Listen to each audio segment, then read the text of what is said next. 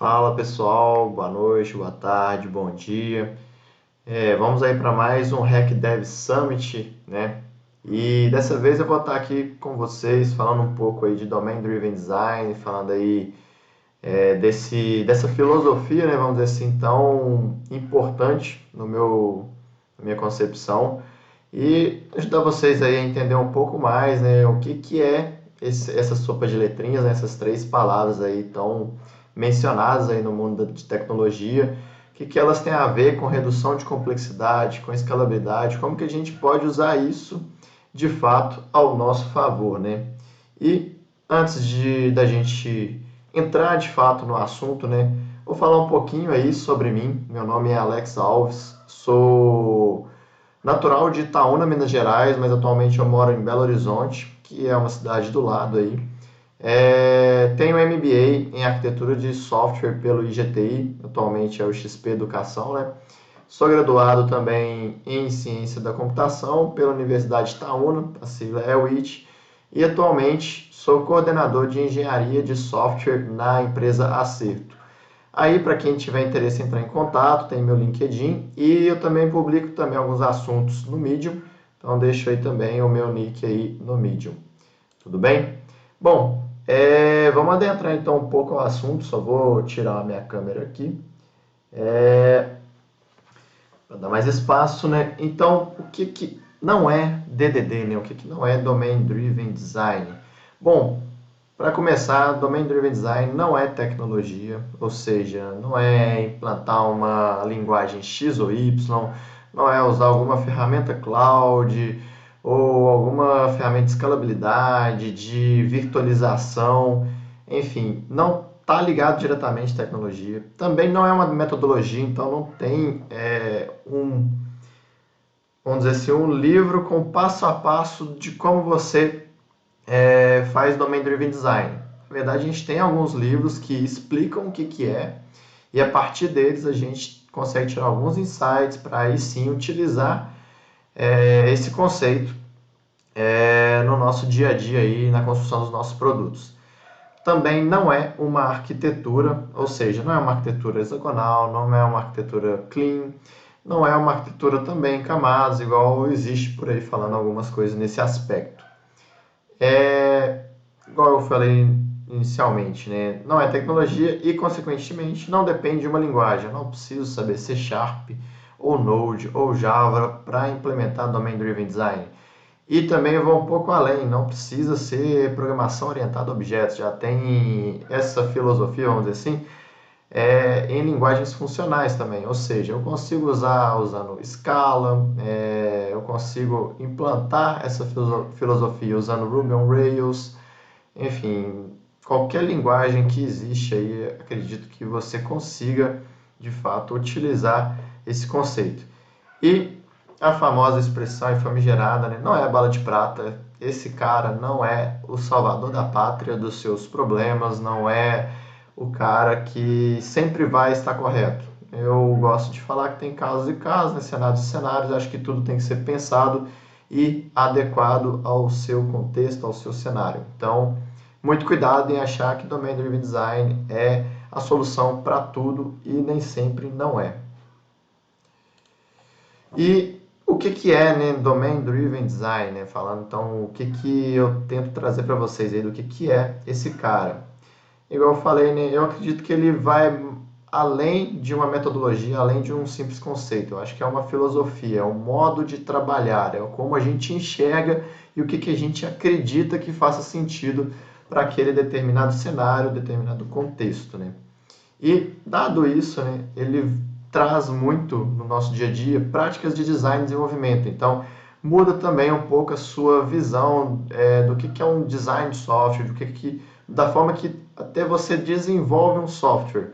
Então, você tem que pensar, talvez, em desenvolver mais orientado a comportamento do que a funcionalidades, algo nesse aspecto. E ele vai muito ao encontro, muito mesmo, sobre discussão, escuta e compreensão. Porque se você de fato não entender, não compreender e não discutir sobre o produto da sua empresa, você não está usando Domain Driven Design. ou seja, todo mundo tem que estar numa mesma página, de fato, compreendendo o que é o produto, qual que é o objetivo, o que ele trabalha, o que existe nesse produto ou vai existir algo nesse aspecto. E, consequentemente, ele lida com a complexidade do negócio, né? Então é para isso que ele existe, né? Então hoje o software, a gente fabrica, faz software para desenvolver uma solução para algum desafio, algum problema que existe, né? Algo complexo. Então o Domain Driven Design facilita isso muito para nós, né? O entendimento desse desafio para a gente, de fato, criar uma solução plausível, aderente e, consequentemente, aí, de fácil evolução. Então, Domain Driven Design, quando a gente fala sobre a gente está falando mais sobre esses aspectos, filosofia, práticas de design, desenvolvimento, a parte de escutativa, discussão, compreensão e o negócio em si, né? O produto ali, o business. Mas tá, Alex, por que Domain Driven, né? Por que eu estou falando disso? Por que a gente está conversando? Tem muita gente falando disso, né? Quando a gente vai fabricar um software, vai desenvolver algum software, ou algum produto, né, vamos dizer assim, esse produto geralmente não tem um fim. Ele é quase que eterno, vamos dizer assim, né? Então, quando a gente cria uma startup ali, o produto chega ao fim se a startup fechar as portas, falir e não tiver mais nenhum cliente, vamos dizer assim. Então, a gente desenvolve software, faz evoluções, manutenções, enquanto a empresa, vamos dizer assim, existir, né? A empresa gira em torno desse produto. Então, quando a gente fala de Domain Driven, a gente fala sobre a jornada e não destino, porque a gente não tem de fato um destino. Muitas vezes eu mesmo, lá no início, quando eu desenvolvia algum sistema, eu já desenvolvia achando que ia ser só aquilo ali que eu estivesse entregando e nunca mais eu ia colocar a mão. Mas não é verdade, sempre existem necessidades diferentes, todo dia tem alguma modificação que o stakeholder solicita para nós, então a gente começa a falar muito em cima de jornadas e não, como eu mencionei, de fato, o destino, né? E, consequentemente, né, quando a gente fala de Domain Driven, a gente tenta manter muito alinhado equipe de desenvolvimento com o negócio, né? Ou seja, o software alinhado com o negócio.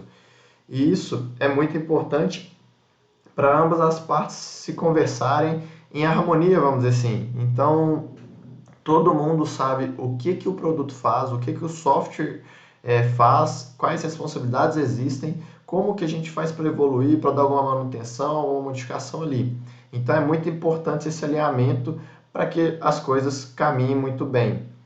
E, consequentemente, também, né, pessoal, aproximar o negócio do time de desenvolvimento. Em algumas empresas, isso é até uma dor delas, né? Então, time de produto gera o backlog e o time de desenvolvimento meio que se vira para desenvolver aquelas features ali desejadas. E não é bem assim, tem que existir uma via de mão dupla ali, uma conversa, uma relação mais coesa. Então, ele também ajuda a aproximar muito o time de negócio com o time de desenvolvimento. Quando a gente fala de modelagem, por exemplo, né, vai fazer uma modelagem seguindo a filosofia de Domain Driven, geralmente a gente envolve todas as áreas que faz parte, que estão em volta daquele produto, né? Então, ou seja, a gente tem time de negócio, time de qualidade, time de desenvolvimento, time de DevOps, time de banco, enfim, quaisquer time que faz parte da sua empresa. Ou seja, é importante eles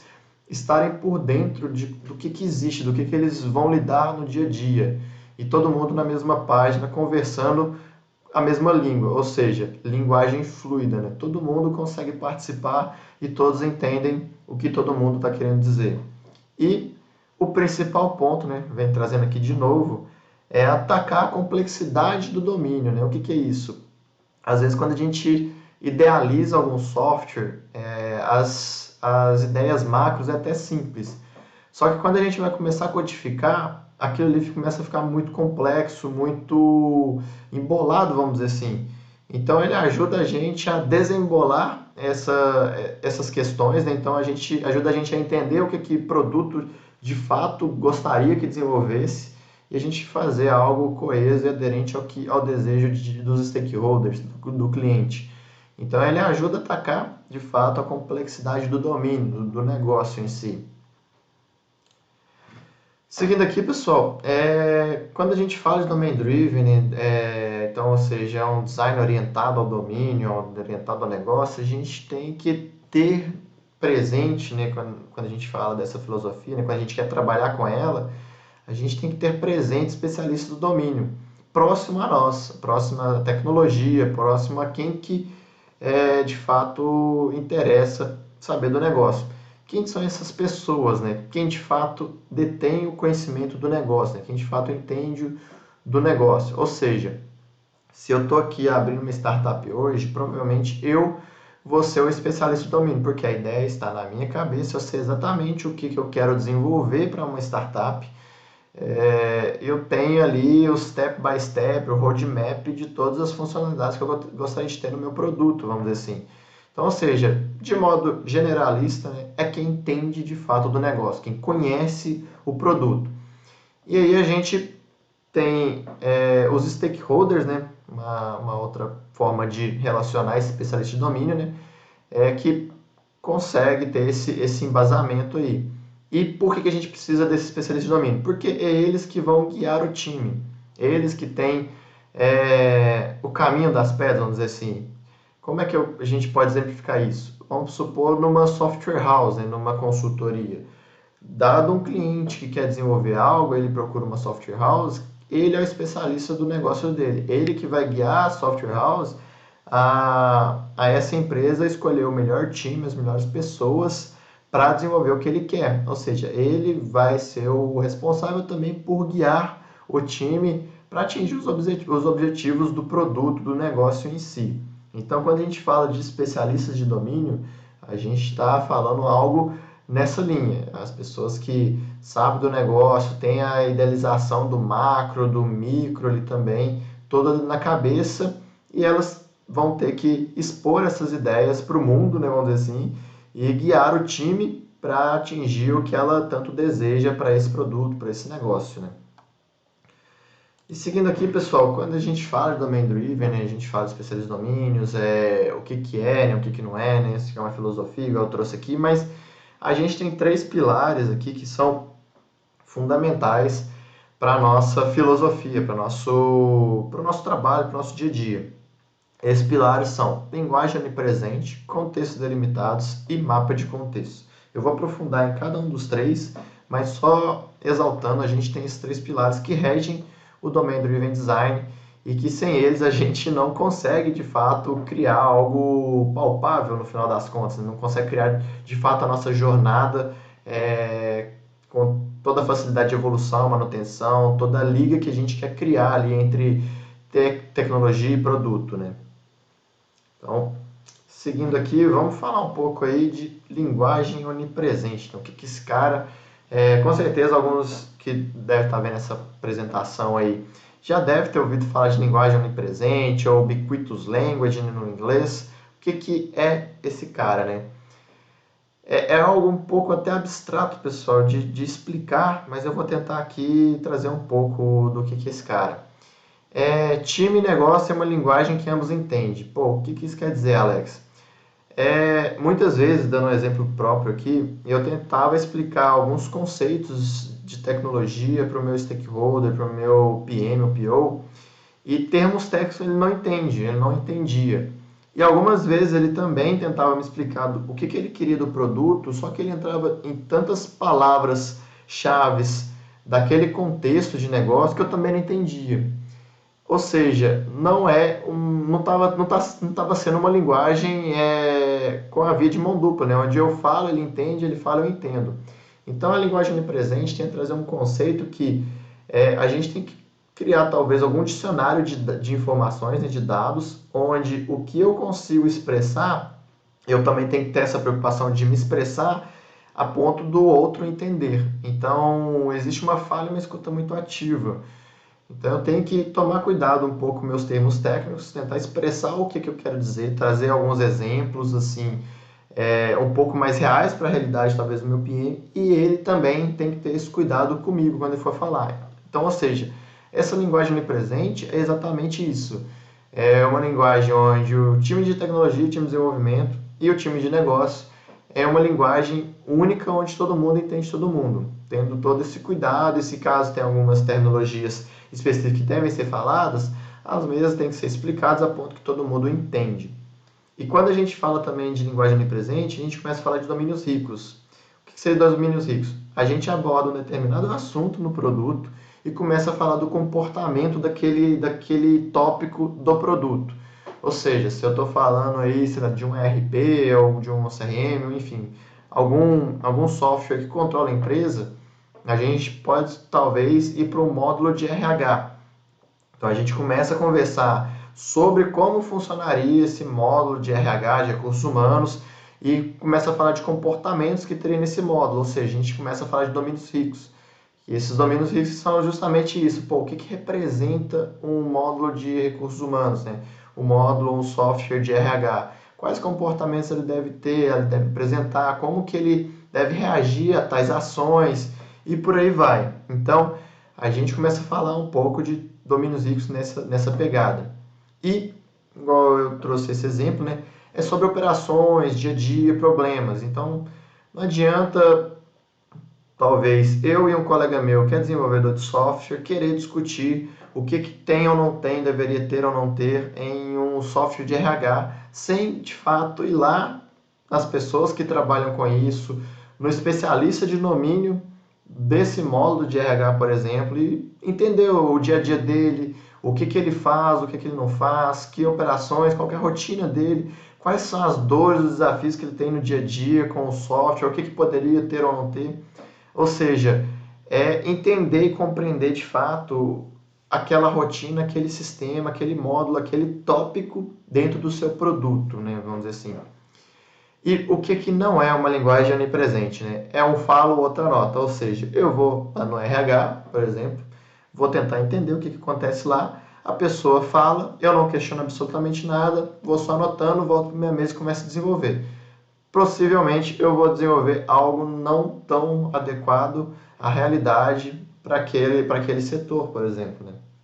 Então, não é um fala outra nota, é de fato uma troca ali, tem que ter uma discussão, um entendimento mesmo, e às vezes até a própria pessoa do RH não consegue pensar de fato em todos os problemas, pelo fato de estar tão no dia a dia ali, tão enraizado. Então, é interessante que existe essa troca mesmo, de fato, essa troca de discussões, para que algo muito bem feito seja desenvolvido, né?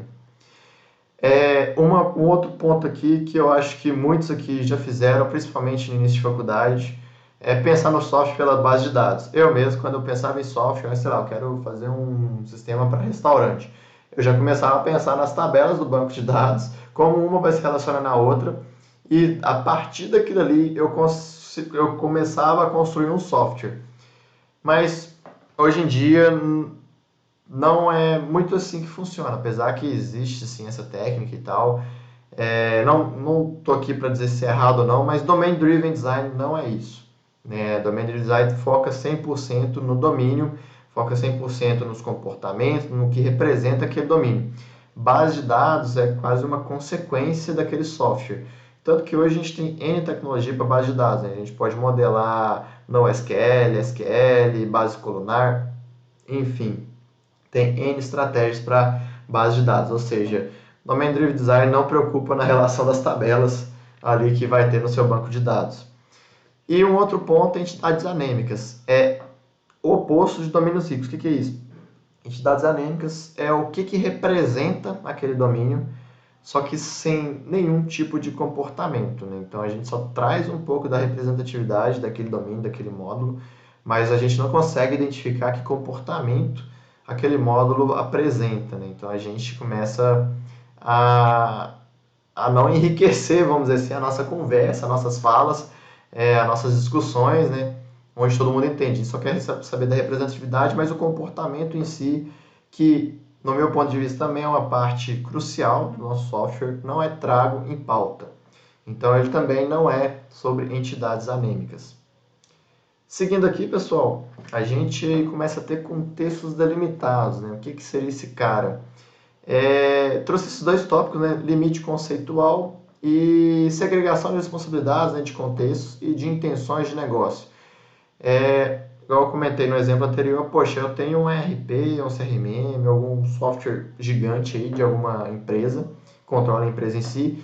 Então eu tenho ali um limite conceitual de recursos humanos, um limite conceitual de contabilidade, um limite conceitual do setor financeiro e por aí vai. Então, ou seja, eu começo a segregar algumas responsabilidades dentro do meu produto, o produto em si é o todo, né? E eu trago pequenos módulos, né? Poxa, tem um módulo de RH, o que que esse módulo possui, quais comportamentos tem, quais responsabilidades, qual que é a intenção, o objetivo dele, né? Qual que é o contexto que ele trabalha. Pô, eu tenho aqui um módulo de financeiro, né? O que que ele trabalha? Fluxo de caixa, ele tem ali algum controle de estoque, por exemplo? Talvez sim, talvez não. Às vezes a gente pode também ter um módulo de estoque, né? E por aí vai. Então, tentar segregar seu produto em partes que são independentes, conseguem funcionar de forma autônoma, mas ainda assim consegue se comunicar com outro módulo, mas não necessariamente precisamos ter todos esses módulos, todos esses limites conceituais, entre aspas, numa mesma conversa, no mesmo nicho, vamos dizer assim. Então eu consigo segregar isso e isso ajuda também muito na nossa linguagem onipresente. Então quando a gente vai falar de um módulo de RH, provavelmente a gente vai falar com stakeholders e especialistas de domínio de RH. Quando a gente vai falar de estoque ou financeiro, provavelmente a gente vai falar com especialistas do domínio de financeiro. E provavelmente esses especialistas não vão saber nada do que acontece em RH, né, em recursos humanos. Então facilita muito no nosso entendimento e a gente consegue até desenvolver de maneira segregada, igual sugere aí, né, segregar responsabilidades. Então a gente consegue focar o nosso desenvolvimento em determinados módulos, né, em determinados limites conceituais. E dado isso, pessoal, a gente tem o nosso mapa de contexto. O que é esse mapa de contexto? Poxa, consegui identificar o módulo de RH, o módulo financeiro e o módulo de contabilidade. Então, ou seja, a gente começa a fazer um mapa, ter uma visão dos nossos contextos no mapa, né? Então a gente começa a pensar em integridade, né? Poxa, o que que tem que ter nesse modo de RH para tentar manter a integridade dele, qual que é a relação entre um contexto e outro, entre um módulo e outro, né? Então trazemos aí a relação entre balda de contas, né? Como que a gente comunica um serviço com o outro, né? Um módulo com o outro, qual protocolo utilizar, isso trazendo um pouco para a tecnologia, tá, pessoal? Mas o o objetivo aqui é, de fato, trazer isso. Pô, qual que é a relação entre esses bounded content, esses limites conceituais, né? Esses contextos que a gente conseguiu trazer, mapear. E trazendo esse contexto, esse conceito, né, de mapa de contextos, né, a gente consegue ter evolução gradativa. Poxa, mas como assim, Alex? A gente não está falando de um produto só? Estamos, mas lembra que eu falei que a gente consegue segregar responsabilidades, falar, sei lá, módulo de RH só com pessoas que são especialistas em RH? A gente também consegue criar e desenvolver esses módulos de forma independente também.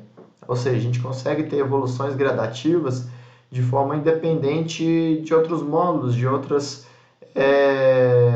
contextos. E, consequentemente, a gente começa a falar de modelagem mais estratégica também. O que é essa modelagem estratégica? É justamente isso. Se a gente tem essa independência entre os módulos, esses limites bem definidos, esses limites conceituais bem definidos, a gente sabe com quem conversar, a gente começa a fazer uma modelagem estratégica até de times. A gente pode ter times cuidando de determinados módulos específicos e, consequentemente, também conseguimos reduzir a complexidade cognitiva. Pensa, você aí, desenvolvedor, vai desenvolver RP. Você de fato precisa saber, se for você sozinho, né? Saber contabilidade, financeiro, controle de patrimônio, ativo imobilizado, parte de recursos humanos, departamento pessoal, enfim, é muito conhecimento, muitos conceitos que você vai ter que dominar para de fato desenvolver um software. E se amanhã você talvez sair da empresa, e aí, como é que fica todo esse conhecimento? Vai embora com você. A gente quebrando isso em pequenos módulos coesos, autônomos e independentes, a gente começa a reduzir também a complexidade cognitiva e pensando numa modelagem mais estratégica, tanto de aplicação da arquitetura de solução, quanto também na parte de divisão dos times aí. E dando sequência, pessoal, vamos descer um pouco, né? Poxa, Alex está falando só de algo muito filosófico, né? Muito teórico. Isso daí existe algo mais palpável que a gente consegue de fato desenvolver, de fato implantar? Bom, existe. A gente tem algumas, não vou falar diretrizes, mas alguns conceitos aí que a gente consegue trazer para dentro dessa nossa filosofia aí, que nos ajudam a representar o Domain Driven Design no software em si. Primeiro aí, a gente pode falar um pouco aí de entidades e objetos de valor. O que são isso, né? São composições do seu módulo, né? Ele vai compor o seu módulo. Então, o objeto de valor é algo imutável, é um pattern do Domain Driven e tem umas regras intrínsecas também. O que seria um objeto de valor? Poxa, a representatividade de um endereço. O endereço tem lá o CEP, número, rua e tem algum comportamento ali no meio. Isso você consegue representar com objeto de valor. Entidades, né? Entidades, a diferença de um objeto de valor é que possuem identificador, né? Então, eu posso pensar em entidades, o perfil de um usuário, talvez, ou um item dentro, um comentário dentro de um post no Twitter, pode ser também uma entidade.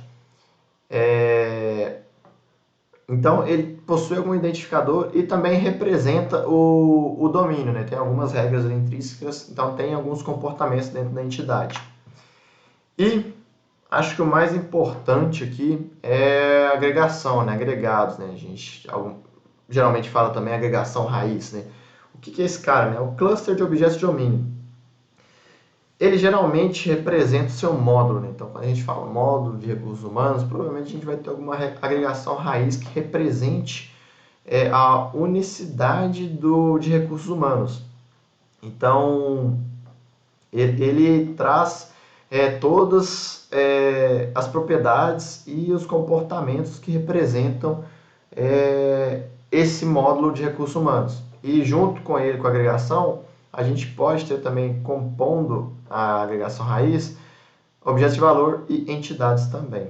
Nada impede. Então, compõe uma agregação. Mas a agregação é o todo, por isso que chama agregação raiz, né? Que é a raiz de todo o seu módulo. Né? Ela surge de acordo com a força da dependência, né? Então, ou seja, se eu tenho um módulo ali e dado uma agregação raiz de recursos humanos, por exemplo, essa agregação vai ter uma forte dependência com aquele módulo, né? Vai fazer total sentido ela existir dentro daquele módulo ali e todas as propriedades, a representatividade dela e o comportamento vai fazer sentido quando a gente olhar para ela.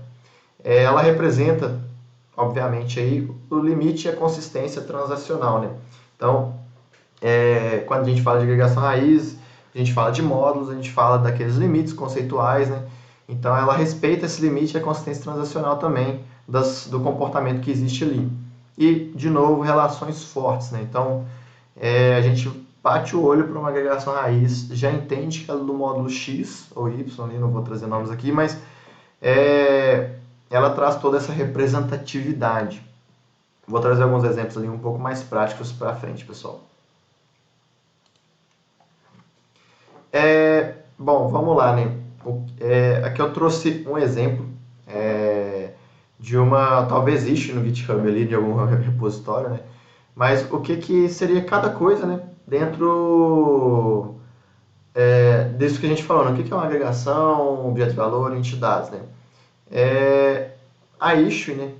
Poderia ser a nossa agregação raiz, né? Então, ela tem ali uma relação forte com a issue, então a gente pode até trazer o nome issue mesmo, como o nome do nosso aggregate root, e ela será composta, além de outros N comportamentos e outras N representatividades, a gente pode trazer o comentário, que é uma entidade, ou seja, o comentário eu posso talvez editar, modificar, então ele tem um identificador onde eu facilito identificar ele de fato dentro da issue ali, eu posso ter N comentários.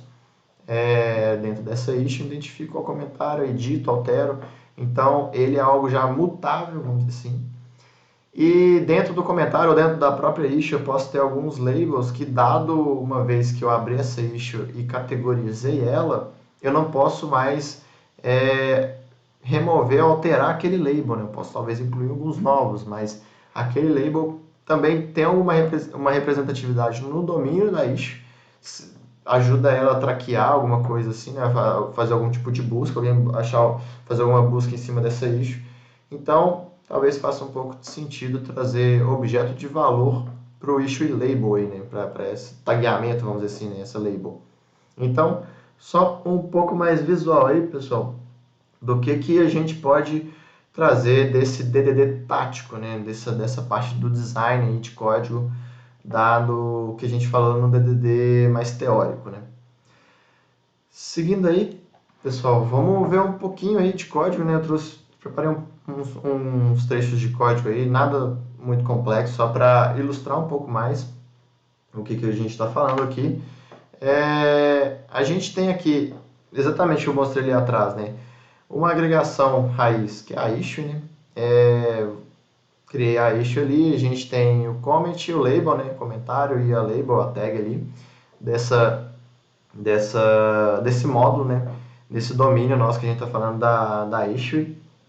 E criei essa estrutura, né? Tem o issue aggregate, é composto pela issue, que é a agregação raiz, o comentário, o label. E eu tenho um repositório que ele é focado na minha agregação raiz, não é focado no comentário nem na label. Então, trouxe o repositório pattern aqui focado no que é o mais importante para mim agora. Seguindo aqui, né, o que eu quis trazer, né, nessa agregação raiz da issue? Né? Poxa, eu tenho a representatividade, o que representa a issue? Qual autor que abriu aquela issue, qual a descrição, quais labels, comentários ela possui. E, além disso, o comportamento que ela tem. Pô, adicionar alguma label. Eu poderia ter trago aí também, editar algum comentário, enfim. A questão é que ela é o cluster, né, igual eu comentei ali, das informações que representam o módulo. Né? Representou o módulo de issue, representa a agregação raiz issue ali, por exemplo. Dando sequência, né, eu tenho o comentário, que também tem sua representatividade, que é o autor, qual comentário que ele fez. Umas validações também, que, querendo ou não, indicam o comportamento que existe nesse comentário. E eu posso ter outro N comportamentos e ele herda de ente, que esse ente é essa abstração, a ente tem o ID para ajudar a identificar qual comentário que está ali. Para poder editar o comentário também, eu poderia ter um comportamento de editar esse comentário aí dentro mesmo, para enriquecer mais esse exemplo. E por fim, eu tenho o label, que ele é imutável, né? Ele sempre tem que se manter igual. E eu tenho também a mesma coisa que representa o domínio, que é qual a representatividade que esse label existe, qual o comportamento que ele tem intrínseco aqui, o que ele faz dado dentro do meu domínio, né? Então, tem esses três caras aí representando cada um desses termos que eu acabei de mencionar. E só a fim de ilustrar mais aí, pessoal, o repositório pattern, né, que o importante, né, para mim aqui nesse repositório é salvar uma issue, recuperar elas e recuperar por ID. Então, todas as operações que eu vou fazendo em torno do meu repositório, em torno da minha base de dados, em torno do meu domínio, é sempre em torno da issue, e nunca apenas em torno do comentário, apenas em torno da label ou algo assim. Sempre envolve, de fato, a minha agregação raiz. Ela que sofre modificação. Se algumas coisas da composição dela, que compõem ela, sofrem modificação, anyway, ela que está sofrendo essa modificação de fato, né? Então, ela que é a mais impactada e a mais importante para mim aí. Enfim, pessoal, agora passando um pouco aí, curiosidades, né? Trazer um pouco aí. O que é esse... que eu falei de objeto de valor de identidade, pô, comentei também de domínio anêmico. Então, vou trazer um pouco aí do que é o DTO, né? Data Transfer Object. O Value Object, que está ligado ao Domain Driven, é a entidade, né? Ambos os três aí possuem dados, né? Então, ou seja, possui propriedades, alguma representatividade de alguma coisa. Agora, possui lógica? O DTO não possui nenhuma lógica. Agora, objeto de valor e entidade, como está totalmente ligado ao Domain Driven, a gente fala de comportamentos, de representatividades, então tem que ter algum tipo de lógica ali. Não tem que ter, né? Mas quando a gente fala desses dois, necessariamente a gente fala de quais comportamentos vai abordar o que a gente está querendo criar, né? E DTO é basicamente, né, um colega meu mencionou uma vez comigo, é um saco de dados, né, um saquinho de dados ali, sem nenhum comportamento, sem nenhuma lógica, ele só carrega os dados de um lado para o outro, apenas. Possui ID? É só a entidade que possui um identificador mesmo, para que a gente consiga encontrá-la, para poder talvez alterar, modificar alguma coisa ali. Mas o objeto de valor DTO não precisa ter esse ID, esse identificador único para fazer alguma alteração, né? Eles basicamente são imutáveis aí. Tá, pessoal, eu falei lá no início, né, da apresentação, né, que, pô, Domain Driven ataca a complexidade, ajuda na escalabilidade, mas, pô, Alex, como assim escalabilidade? Eu venho trazer esse conceito aqui, né, microserviços. Por que eu estou falando isso agora, né? Será que está realmente vinculado o Domain Driven a microserviços? Bom, pessoal, a resposta para isso é necessariamente não. Mas a gente consegue evoluir muito bem para microserviços quando a gente fala de Domain Driven Design. Eu vou falar um pouco mais à frente, né? Mas, poxa, o que é microserviços, né? Bom, alguns conceitos aí, né?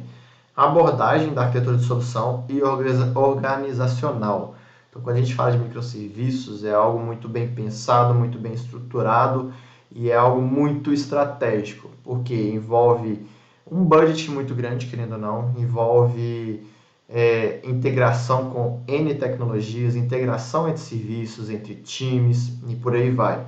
E ele basicamente consiste em pequenos serviços, né? Resumindo, é isso. E quais características a gente tem em microserviços, né? Eles são independentes, autônomos, são especializados em um determinado assunto, em um determinado escopo e comunicam entre si, podem se comunicar entre si, né, vamos dizer assim. Mas o que eu quero dizer com isso, né? Pô, já estou chegando à conclusão, Alex, pô, vai falar microserviços aí e já vai embora. Não necessariamente, se eu voltar aqui para o slide anterior, antes de falar a conclusão, quando a gente vai falar de Domain Driven Design, quando a gente vai falar lá dos limites conceituais, segregação de responsabilidades, o que a gente está falando? De módulos de limites totalmente independentes. Isso é uma característica muito forte do microserviços. Também, eu comentei lá, antes de falar dessa parte, né, se eles são independentes, querendo ou não, eles são autônomos, né? Então eles têm todo o arcabouço, toda a infra, todo o código, toda a necessidade deles para funcionarem. Então eles são independentes e autônomos. Então, quando a gente fala também lá atrás quando eu falei, pô, segregar responsabilidade, a gente consegue também fazer um design mais estratégico, uma modelagem mais estratégica, até de times, a gente consegue fazer um desenvolvimento mais autônomo, né? O funcionamento dos serviços também são autônomos. Então, ou seja, tá anotando aí que as coisas vão se interligando. Então, é basicamente isso. E lá atrás eu comentei também nessa parte de mapa de contextos, tipo, vamos tentar reduzir a complexidade cognitiva. O que eu quero dizer com isso? As segregações, né, os módulos que a gente for criando no Domain Driven, que a gente for se especializando, é exatamente essa palavra, ou seja, a gente reduz essa complexidade cognitiva, porque a gente vai ter módulos segregados, apartados, totalmente especializados em algum assunto. E quando a gente fala de mapa de contexto, a gente também fala de integridade, de relação entre um bounded context e outro, ou seja, comunicam entre si como aí a tecnologia, mas também é de uma característica de microserviço. Mas aí, pessoal, só um ponto de atenção aqui antes de eu passar para a conclusão. Pô, Alex, então eu preciso usar microserviços quando eu falo de Domain Driven Design? A resposta para isso é definitivamente não. Você não precisa. Domain Driven Design você consegue aplicar em qualquer arquitetura de solução. Por quê? Por exemplo, você pode ter uma arquitetura monolítica, mas construir ela modularizada. Cada módulo ali, na sua independência, na sua no seu jeito autônomo, vamos dizer assim, mas ainda assim é um monolito. Então você tem uma aplicação monolítica ali, mas cada módulo ali, construído de forma modularizada, né? Cada módulo vai ter sua agregação raiz, vai ter a sua unicidade. E por que isso? Poxa, lembra que eu falei lá atrás que ajuda, né, a ter uma evolução gradativa? Isso é uma evolução gradativa. Se sua startup que você acabou de criar hoje, você não tem recurso suficiente, você obviamente vai para uma arquitetura monolítica. Sua startup crescendo, necessitando, tipo, sei lá, construir um sistema financeiro, um e-commerce, e eu tenho um módulo de ordem e ele está gargalando. Então você não consegue escalar muito bem o monolito e nem também escalar times, né? Então o microserviço também ajuda a escalar times. Então você começa a estrangular, tem até uma estratégia, né, como fazer para migrar o seu monolito para microserviço, mas você consegue estrangular seu monolito de forma muito gradativa, muito racional e muito bem planejada e pensada também. Então, fica um ponto muito de atenção aí, pessoal, que Domain Driven Design, para você utilizar essa filosofia, você não precisa de microserviços, você pode implementar ela em qualquer linguagem, em qualquer paradigma e em qualquer arquitetura. Basta seguindo esses conceitos bem definidos que você chega num caminho bem legal. Mas não posso deixar de falar, né, que é a parte de escalabilidade, que microserviço encaixa como uma luva em Domain Driven Design. Se você chega nesse nível de maturidade, você consegue ter microserviços super coesos, dado a coerência que o Domain Driven traz para nós. E aí, pessoal, concluindo, né, que é basicamente tudo que eu falei, né, foco na modularização. Então, independente da arquitetura que você for utilizar, foca na modularização, na unicidade daquelas agregações, daquela representatividade. Se você sentir que alguns códigos ali não estão batendo, não parece que não está se encaixando direito naquela agregação raiz, quer dizer que talvez que aquela representatividade, aquele código que você está tentando gerar, não pertence àquele módulo, pertence a um outro módulo e a um outro problema, outro desafio que aquele outro módulo vai surgir para solucionar. Consequentemente, facilita na arquitetura evolutiva, ou seja, comentei agora há pouco, né? Poxa, você consegue começar numa arquitetura monolítica e crescer para microserviços muito fácil mesmo. Totalmente aderente ao negócio, ou seja, tecnologia e produto sabe exatamente o que está acontecendo, o que está evoluindo, o que precisa fazer para as coisas andarem. E, igual eu comentei também, né, pessoal, redução significativa na complexidade cognitiva, né? Você vai ter times especializados em cada assunto, então não vai precisar de um time conhecer tudo de tudo. Então você consegue ter cada vez mais especialistas de domínio e times cada vez mais especialistas naquela tecnologia, daquele microserviço, daquele módulo, daquele contexto ali que está sendo desenvolvido. Bom, pessoal, é isso. Dúvidas podem mandar aí no chat ou entre em contato comigo no LinkedIn. Teria o maior prazer aí de responder, de debater, de discutir esse assunto com vocês aí. No mais, pessoal, deixando algumas dicas aí de estudo, né, de referência para mim, são esses 3 livros aí de Domain Driven Design. O primeiro aí é o Raizão, né, do Eric Evans, né, Tacando a Complexidade no Coração do Software. E os outros 2 do Vo Vernon. O último aí, o Capa Verde, ele é um livro menorzinho, dá um briefing bem legal do Domain Driven Design. Eu aconselho muito, talvez, a começar a ler por ele. É uma leitura mais dinâmica, mais rápida, você consegue ter uma noção muito maior do que é o Domain Driven. E no mais, pessoal, é isso. Muito obrigado aí pela sua participação, pela sua atenção e pelo seu tempo. No mais, meu contato aí de e-mail também, caso queira mandar algum e-mail. E é isso aí. Boa noite aí e um bom evento, turma.